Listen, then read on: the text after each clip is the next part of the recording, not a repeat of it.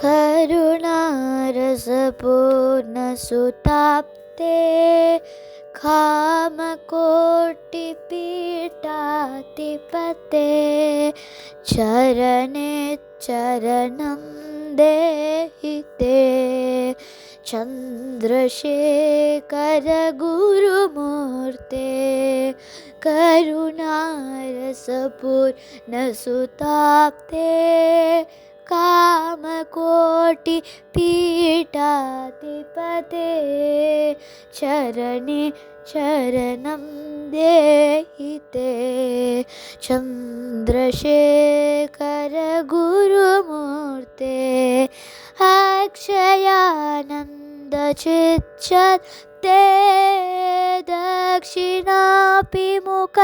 शिवाकृते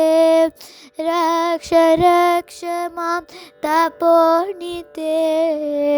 चन्द्रशेखर गुरुमूर्ते अक्षयानन्दचित्शक्ते दक्षिणाभिमुख शिवाकृते रक्ष रक्ष मां तपोनिते चन्द्रशेखर गुरुमूर्ते चन्द्रशेखर गुरुमूर्ते गुरुमूर्ते।